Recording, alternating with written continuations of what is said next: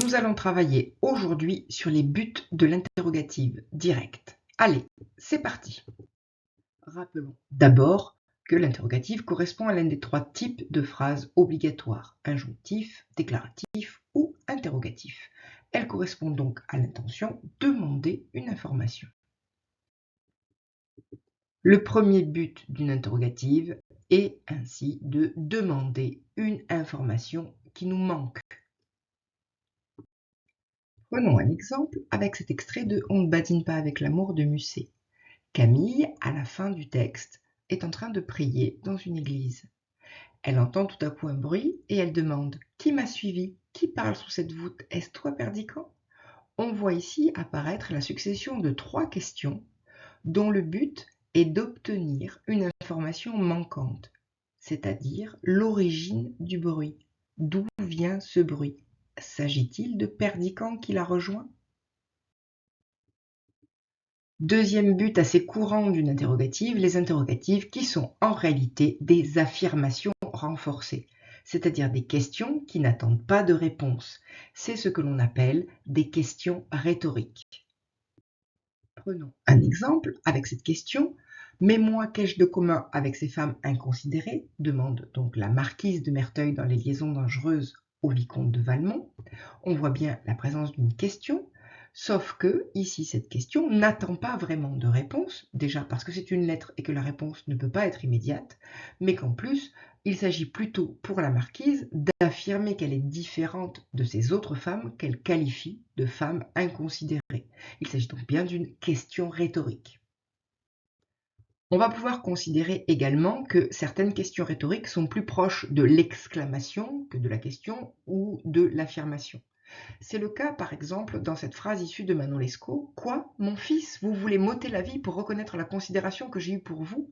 Ici, il s'agit bien d'une question, puisque nous avons un point d'interrogation à la fin, sauf que nous voyons aussi la présence d'un point d'exclamation au début.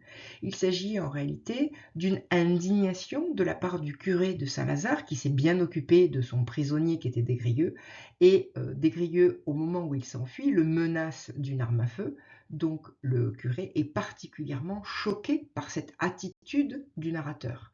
Ici, le but est bien de s'indigner pour mettre le personnage face à ses contradictions, un jeune homme noble, de bonne famille, pour lequel on a de la considération et qui se conduit comme un véritable bandit.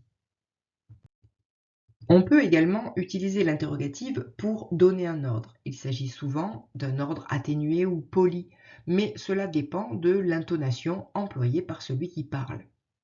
On trouve très fréquemment cette interrogative qui donne des ordres dans les dialogues, au théâtre par exemple, ou à l'oral. « Veux-tu bien fermer la fenêtre ?» Il s'agit bien d'une question, mais surtout d'une invitation à effectivement fermer la fenêtre. Ici, en l'occurrence, il s'agit d'un ordre atténué. Enfin, on peut utiliser des interrogatives pour formuler des hypothèses. La question en réalité ne s'adresse à personne en particulier. Souvent, c'est le locuteur qui se la pose à lui-même. Par exemple, se serait-il perdu? Ici, on voit que le locuteur formule une hypothèse sur l'absence d'un personnage et cette hypothèse est renforcée par la présence de « serait » qui est un verbe conditionnel. Dans tous les cas, la présence d'une interrogative va permettre de dynamiser un dialogue ou un récit. En effet, l'interrogative suppose la présence d'un destinataire auquel on s'adresse et qui doit formuler une réponse à notre question. Cette implication du destinataire va permettre de donner donc du rythme au texte de façon générale en créant des effets d'insistance. Si vous avez tout compris, vous pouvez maintenant aller voir la méthode récapitulative pour analyser l'interrogative dans le cadre de la question de grammaire au baccalauréat. Allez, à bientôt!